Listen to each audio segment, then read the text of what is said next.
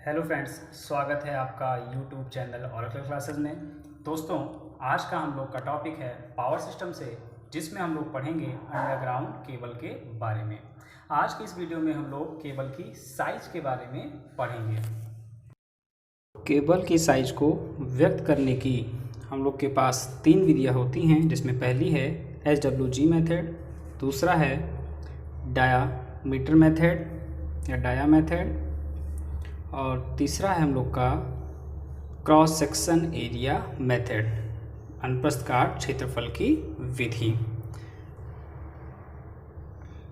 इन तीन विधियों से ही केबल की साइज ज्ञात की जाती है। ठीक, अब हम लोग इसमें एक एक करके देखेंगे इन विधियों के बारे में और जानेंगे कि कैसे हम लोग ज्ञात करेंगे। ठीक, तो ऑब्जेक्टिव के लिए तो SWG का फुल फॉर्म ही इंपॉर्टेंट है। क्या है फुल फॉर्म उसका? स्टैंडर्ड वायर गेज प्रणाली। ठीक, अगर इसको और डीप में हम समझना चाहें तो ये एक प्रकार की ब्रिटिश प्रणाली है। ये ब्रिटिश प्रणाली है जिसमें हम लोग तारों को SWG पद्धति में, उसकी साइज को SWG पद्धति में मापते हैं। अब ये पद्धति है क्या? तो इन्होंने अपना एक मानक माना है कि इतना गेज, या फिर जैसे 7 SWG है तो 7 SWG को इंच में कितने के बराबर होगा। ठीक, तो इसमें जो मेन चीज आपको समझना है वो ये याद रखना है कि SWG जो स्टैंडर्ड वायर गेज है ये इनवर्सली प्रोपोर्शनल होता है तार के डाया के यानी व्यास के। ये काफी इंपॉर्टेंट रहने वाला है। ठीक है, SWG एक नंबर होता है। ठीक है, जैसे आपको बोला गया 7 SWG, आपसे कहा गया कि एक वायर है जिसका साइज क्या है? 7 SWG है। तो इस 7 SWG में नियर अबाउट 0.5 यानी आधा इंच, 0.5 इंच आता है। ठीक, अब अगर SWG को हम बढ़ाते हुए जाएंगे, ठीक है, तो देखिए SWG और डाया में क्या है? इनवर्सली का रिलेशन है। तो जैसे ही आप SWG को बढ़ाओगे डाया क्या हो जाएगी? घट जाएगी। यानी अगर आपसे कहा जाए 50 SWG, ठीक, पहले 7 था, अब कितना कर दिया गया? 50। अब 50 SWG है तो ये कहीं 0.0010 इंच के बराबर निकल कर आता है। ठीक है, तो रिलेशन याद रखिएगा, जैसे जैसे SWG को बढ़ाया जाएगा वैसे वैसे डाया क्या हो जाएगी?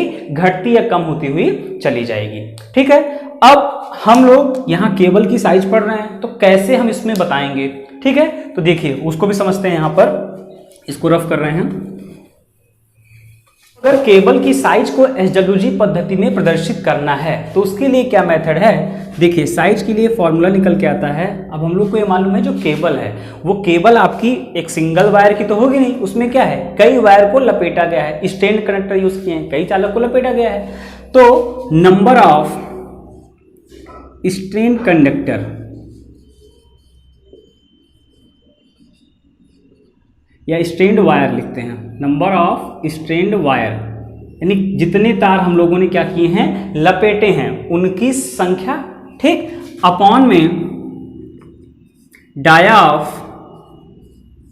Any one conductor, dia of any one conductor मतलब किसी भी एक चालक का व्यास हमको बताना है, लेकिन किस पद्धति में ये याद रखिएगा। तो किस पद्धति में बताएंगे? इन SWG, यानी SWG पद्धति में किसी एक तार का व्यास। ठीक, तो केबल की साइज को प्रदर्शित करने का तरीका यही है कि अंश में नंबर ऑफ स्ट्रैंड वायर, कितने तार वहां पे लपेटे गए हैं, वलित किए गए हैं, बटे में किसी भी एक तार का व्यास, और किस पद्धति में? SWG पद्धति में। तो ये हम लोग का SWG पद्धति में केबल की साइज को प्रदर्शित करने का तरीका हो गया। ठीक है, बाकी चीजें आपको यहाँ पर बता दी गई कि क्या रिलेशन होता है। क्लियर? चलिए अब नेक्स्ट बढ़ते हैं डायामीटर पद्धति में। ठीक है, तो डायामीटर पद्धति समझ लीजिए SWG पद्धति के जैसे ही है, कोई डिफरेंस नहीं है। बस किया क्या गया? एक छोटा सा काम किया गया कि जहां पर देखिए तरीका वही है, पहला काम वही, number of strand conductor, number of strand wire मतलब कितने तार वहां पे लपेटे गए हैं उनकी संख्या, अपॉन में बटे में एरिया या dia of any one conductor या वायर, किसी भी एक तार की डाया, ठीक, उसमें कई वायर होंगे, सबका नहीं, किसी एक तार की डाया, लेकिन किसमें, इन mm, किसमें, mm मतलब क्या, मिलीमीटर में, बस यही डिफरेंस है। SWG पद्धति में हमने SWG में मापा, जबकि डायामीटर पद्धति में एक ही चालक का व्यास mm में माप लिया जाएगा, ठीक। जैसे आपको लिखा गया 7/1.2, ये तो इसका मतलब क्या है वहां पर, ये इसका मतलब क्या है, 7 उसमें चालक हैं, 7 चालकों को लपेट कर केबल बनाई गई है। स्ट्रेन कंडक्टर कितने हैं, 7 हैं, और उनमें एक का जो व्यास है वो कितना है, 1.2 mm में है। क्लियर। तो ये SWG और डायमीटर पद्धति में डिफरेंस हो गया। फिर जो थर्ड नंबर पे आया, क्रॉस सेक्शन एरिया मेथड, यानी अनुप्रस्थ काट क्षेत्रफल की विधि। तो हम लोगों ने कई बार डिस्कस किया है, जैसे अगर ये हम लोग की केबल है, ठीक, तो जब भी अनुप्रस्थ काट क्षेत्रफल की बात करेगा, दैट्स मीन वो इस एरिया की बात कर रहा है। ये जो सामने वाला आपको दिख रहा है, क्रॉस सेक्शन काटने के बाद जो ये एरिया दिख रहा है, उसकी बात की जा रही है। तो ये सबसे अच्छी विधि है और सबसे ज्यादा यूज में लाई जाने वाली विधि भी है। इसमें हम लोग को किसी भी प्रकार से जो स्ट्रेंड वायर की संख्या है, ये हमको नहीं लिखनी है, स्ट्रेंड वायर की संख्या हमको नहीं लिखनी है। तो करना क्या है, केवल only area of any one conductor, area of any one conductor, किसी भी, केवल एरिया निकालना है किसी भी एक चालक का, किसमें, इन mm स्क्वायर, मिलीमीटर स्क्वायर में किसी भी एक चालक का अगर हम क्षेत्रफल लिखेंगे तो वो विधि हम लोग की क्रॉस सेक्शन एरिया मेथड विधि कहलाएगी, केबल के साइज को व्यक्त करने की, ठीक। जैसे आप लोग घरों में देखते हैं, कहते हैं 1 mm स्क्वायर का तार लगा लीजिए, तो ये क्या है, क्रॉस सेक्शन एरिया मेथड में आपको बताया गया है केबल की साइज 1 mm स्क्वायर, ठीक। 1.5 mm स्क्वायर, 1.5 mm स्क्वायर, आप लोग अगर ड्राइंग में पढ़े हो तो हर एक करंट का मान जो आता है उसके अकॉर्डिंग क्या है, केबल की साइज को फिक्स किया गया है, तो वो mm स्क्वायर में अगर व्यक्त कर रहा है, इसका सीधा सा मतलब है कि वो क्रॉस सेक्शन एरिया में दिखाया गया है, ठीक है। तो वर्तमान समय में जो डायमीटर मेथड है और जो क्रॉस सेक्शन एरिया मेथड है, यही दोनों मेथड प्रयोग में लाए जाते हैं। SWG का प्रयोग वर्तमान में प्रयोग में नहीं लाया जाता, ठीक है। तो ये दोनों विधियां आपकी ज्यादा इंपॉर्टेंट है, ठीक। एक में केवल एरिया को दिखा देंगे, बस ध्यान देना किसमें, क्योंकि ऑब्जेक्टिव पूछ लेता है किसमें व्यक्त करते हैं, तो mm स्क्वायर, मिलीमीटर में मापा जाता है, और इसमें हम लोग डाया निकालते हैं किसमें, mm में, जबकि SWG पद्धति में SWG पद्धति के अनुसार एक तार का व्यास लिखा जाता है, ठीक। चलिए, तो ये बात तो हो गई हम लोग के केबल के साइज निकालने की, ठीक। अब हम लोग देखेंगे कि केबल को बिछाने की कौन कौन सी विधियां हैं। चलिए वो भी देख लेते हैं कि केबल को बिछाने के लिए कौन कौन सी विधि प्रयोग में लाई जाएगी, और कभी कभी ये भी पूछ लेता है कि किस विधि का प्रयोग आप कहां पर करोगे, ठीक है। रेलवे क्रॉसिंग, रोड क्रॉसिंग, यहां सब आप किस विधि का प्रयोग करोगे, ठीक। तो अगला हम लोग का जो टॉपिक है ये है laying system of cables, cable को बिछाने की विधियां, ठीक। तो केबल को बिछाने के लिए मोस्टली आपकी 3 विधि ज़्यादा प्रयोग में लाई जाती है, ठीक। सबसे पहला जो है वो तो है डायरेक्ट सिस्टम, डायरेक्ट सिस्टम यानी प्रत्यक्ष विधि, ठीक। दूसरा हम कह सकते हैं, दूसरे का नाम है draw in system, DRAW, draw in system, ठीक है। और तीसरा हम लोग का है सॉलिड सिस्टम यानी ठोस प्रणाली। ऑब्जेक्टिव के लिए ये सब इंपॉर्टेंट है, यूपीएससी में क्वेश्चन आ जाता है कौन सी विधि नहीं है या कौन सी विधि अच्छी है, ये सभी पूछ लेता है, ठीक। डायरेक्ट सिस्टम, प्रत्यक्ष प्रणाली, ड्रॉ इन सिस्टम, और फिर आपका है सॉलिड सिस्टम, ठीक है। अब देखते हैं कि इसमें है क्या। ये तो समझ में आ ही रहा होगा केबल को बिछाने से क्या तात्पर्य है। भाई हम लोग अंडरग्राउंड केबल सिस्टम जो यूज कर रहे हैं, तो केबल को क्या करना पड़ेगा, जमीन के अंदर से लेकर जाना पड़ेगा। तो किस जगह पर कैसा परिस्थिति है उसके अनुसार ही हम लोग को इनमें से किसी एक विधि का प्रयोग करना पड़ेगा, ठीक। चलिए फर्स्ट देखते हैं डायरेक्ट सिस्टम, जो पहला हम लोग का है प्रत्यक्ष प्रणाली, ठीक। ठीक, तो इसमें नाम से ही है डायरेक्ट सिस्टम यानी प्रत्यक्ष प्रणाली। तो करना क्या है, आपको एक चैम्बर बनाना है, जमीन को खोदकर एक चैम्बर बनाना है और उस चैम्बर के चारों ओर अंदर से ईंटे की दीवार बना देनी है। ठीक, ये जैसे नींव भरी जाती जैसे ठीक उसी प्रकार से खोद दिया गया और यहाँ पर ईंटे की ऐसे ही दीवार बना दी गई पूरा। ठीक है, ये हो गया। अब इसमें सीधा सीधा केबल को नहीं डाल देंगे। ठीक, अब आप खुद समझिए नीचे का कंकड़ पत्थर हो सकता है। अब बाई चांस अगर केबल यहाँ पे आपने बिछा दिया तो ऊपर से अगर प्रेशर पड़ेगा तो केबल टूट सकती है या उसमें ब्रेक हो सकती है। तो इसलिए क्या करते हैं हम लोग, इसके ऊपर बालू की मोटी परत चढ़ा देते हैं।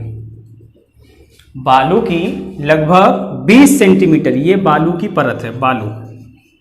ठीक, बालू की 20 सेंटीमीटर मोटी परत को चढ़ा दिया जाता है। ठीक, इस पे भर दी गई बालू 20 सेंटीमीटर तक। अब आप इसके ऊपर आसानी से केबल को बिछा दीजिए, केबल को इसके ऊपर बिछा दीजिए। अब होगा क्या, अगर बाई चांस ऊपर से प्रेशर पड़ता है तो आपको पता है बालू के अंदर केबल क्या होगी, धंस जाएगी। इस पे किसी प्रकार का केबल पे कोई डैमेज नहीं आने वाला है। ठीक, अब यहां से जो बहुत ज्यादा क्वेश्चन पूछता है ऑब्जेक्टिव में, ये पूछता है कि अगर हमको दो केबल, एक ही उस चैम्बर में दो केबल डालनी है तो इनके बीच की डिस्टेंस क्या रखेंगे, क्योंकि हम लोग को मालूम है पास होगा तो काफ़ी चीज़ें प्रॉब्लम क्रिएट कर सकती हैं। एक तो इनका इलेक्ट्रोस्टैटिक स्ट्रेस हो सकता है, ठीक, फिर रेडियो इंटरफ्रेंस हो सकता है, फिर हम लोग का क्या है, जब ये पास रहेंगी तो आपका खराब होने के चांसेस भी ज़्यादा हैं, क्योंकि स्ट्रेस क्या हो जाएगा, ज़्यादा हो जाएगा। तो ये कहा गया मिनिमम बात की जा रही है। ठीक, मैक्सिमम आप चाहे इतना कर सकते हैं, लेकिन कम से कम 40 सेंटीमीटर की दूरी तो रखनी ही रखनी है आपको दो केबलों के बीच में। हॉरिजॉन्टल डिस्टेंस की बात कर रहा है, यानी एक केबल यहाँ, दूसरी केबल उससे मिनिमम 40 सेंटीमीटर की दूरी पर। आप उससे ज़्यादा कर दोगे तो बेस्ट है, लेकिन इससे कम आपको नहीं करनी है। ठीक, तो बस ये जो सिस्टम है, इसके बाद क्या किया, इसको ढक्कन से बंद कर दिया ऊपर से। सिस्टम क्या बन गया आपका, डायरेक्ट सिस्टम। ठीक है, अब एक चीज और ध्यान दीजिएगा कि जो डायरेक्ट सिस्टम है, ठीक, जो डायरेक्ट सिस्टम है ये आपका ऐसे इलाकों के लिए ज्यादा प्रभावशील है जहां पे आपको किसी प्रकार की रेलवे क्रॉसिंग, रोड क्रॉसिंग ये सब नहीं है। क्योंकि अगर इसके ऊपर, केबल के ऊपर किसी प्रकार का दबाव पड़ता है, भाई इतना ऊपर ना बनाया गया, हो सकता है इसी के ऊपर बंद कर दिया गया ढक्कन को, तो अगर इसके ऊपर प्रेशर पड़ेगा तो हो सकता है अधिक दबाव के कारण से नीचे का पोर्शन नहीं, लेकिन ऊपर तो दबाव पड़ेगा ना। नीचे तो मान लीजिए केबल क्या है, धंस जा रही है बालू के अंदर, लेकिन ऊपर वाला पोर्शन डैमेज हो सकता है। ठीक, तो उसको दूर करने के लिए अगला सिस्टम बनाया गया, ड्रॉ इन सिस्टम। ठीक, ड्रॉ इन सिस्टम। अब इसमें देखिए क्या करेंगे, नीचे तो ठीक था इस सिस्टम में, ऊपर से प्रॉब्लम हो रही थी, उसी कमी को दूर कर दीजिए। जैसे हम लोग देखते हैं जब पुल बनता है, ठीक है, गांव में छोटी छोटी नहर होती है, तो उसमें क्या है, जहां पे रोड बनी होती है, ठीक, तो क्या करते हैं, सीमेंट का चैम्बर बना होता है गोल गोल, उसको रख देते हैं, उसी के ऊपर रोड को गुजार देते हैं, तो पानी भी क्या आसानी से उसके नीचे से निकल जाता है। बस उसी को कॉपी किया गया यहाँ पर। क्या करना है आपको, सीमेंट और कंक्रीट का बनाना है ये कुछ इस प्रकार से चैम्बर, ठीक, और इसके अंदर कंडक्ट डाल देनी है, कंड्यूट पाइप डाल देनी है। ठीक, पूरा इधर से उधर तक। अब बेनिफिट क्या मिला, पूरा सीमेंट का बना हुआ है तो इसकी जो मैकेनिकल स्ट्रेंथ है वो क्या हो गई, ऑटोमेटिक इंक्रीज कर गई। अब मैकेनिकल स्ट्रेंथ अगर ज्यादा है तो इसको रोड क्रॉसिंग पर, रेलवे क्रॉसिंग पर रख दिया जाए तो कोई प्रॉब्लम है नहीं, इसके ऊपर से बस गुजर जाएगी, तब भी इसकी मैकेनिकल स्ट्रेंथ क्या है, हाई है, उच्च है, तो ये इसके अंदर जो केबल पड़ी है वो क्या होगी, खराब नहीं होगी। ठीक है, तो यहाँ पे जो कंड्यूट है वो आप यूज कर लीजिए स्टील का, इससे आपको और बेनिफिट मिल जाएगा। स्टील की कंड्यूट डाल देंगे और ऊपर से क्या है, सीमेंट कंक्रीट का पूरा लगा दिया गया है घेरा। अब इसके अंदर से केबल को गुजारिए, तो रेलवे क्रॉसिंग, रोड क्रॉसिंग, ऐसे स्थानों पर हम लोग यूज करते हैं किसका, ड्रॉ इन सिस्टम का। ठीक, अब डिफरेंस को समझिएगा, ये जो पहला सिस्टम था डायरेक्ट सिस्टम, ये सस्ता है, ठीक, लेकिन उतना ज्यादा हम लोग के लिए ये देखिए जो पहला सिस्टम था ड्रॉइंग सिस्टम, ये हम लोग के लिए इकोनॉमिकल तो है, लेकिन इसमें केबल को डैमेज होने का चांस क्या है, थोड़ा सा ज्यादा है। जबकि जो ड्रॉइंग सिस्टम है ये कॉस्टली तो है, लेकिन जहां पे हमको क्रॉसिंग करवानी ही है ऐसे स्थानों पर ये सिस्टम हम लोग के लिए इकोनॉमिकल साबित होगा, क्योंकि यहाँ पे क्या होगा, केबल को किसी भी प्रकार का डैमेज नहीं आने वाला है। ठीक, चलिए अब नेक्स्ट थर्ड नंबर पे आते हैं, ठोस प्रणाली यानी कि सॉलिड सिस्टम। ठीक, चलिए इसमें देख लेते हैं क्या है। तो सॉलिड सिस्टम में ये इसमें भी दीवार का बड़ा सा चैम्बर बनाया गया।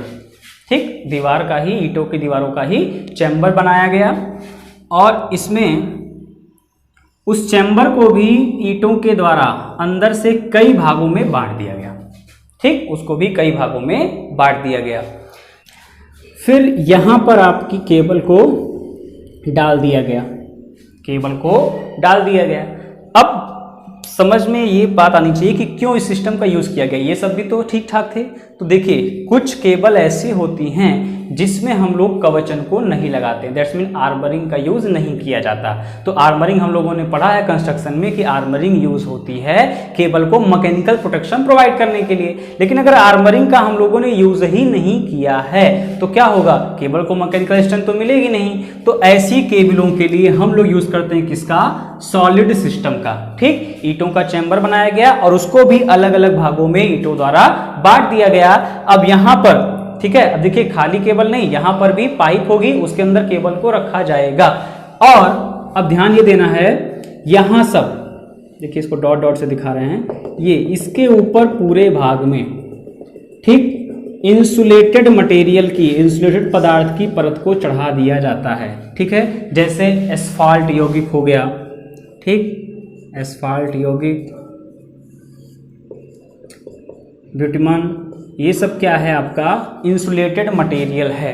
तो उन सब की लेयर चढ़ा देंगे। साथ ही साथ क्या होगा, जब इसकी लेयर चढ़ाई जाएगी तो इसको आपको मैकेनिकल स्ट्रेंथ भी इसकी इंक्रीज हो जाएगी। तो कवचन का यूज नहीं किया गया, आर्मरिंग का यूज नहीं किया गया। इस वजह से सॉलिड सिस्टम के द्वारा इस इंसुलेटेड मटेरियल यानी एस्फाल्ट यौगिक और बिटुमन के द्वारा इसको मैकेनिकल स्ट्रेंथ भी प्रोवाइड कराई गई। साथ ही साथ अगर ये इंसुलेटेड मटेरियल हैं तो हम लोग को किसी प्रकार का अन्य खतरा भी नहीं रहने वाला है। ठीक है, इसके ऊपर फिर क्या करिए, बालू सीमेंट कंक्रीट को ऐसे ही डाल दीजिए, ठीक, जिससे नमी में अंदर ना पहुंचने पाए। तो ये तीन सिस्टम हैं जो बेसिकली यूज में लाए जा रहे हैं, आपका डायरेक्ट सिस्टम, ड्राइंग सिस्टम और सॉलिड सिस्टम। ठीक, तो ये हो गया।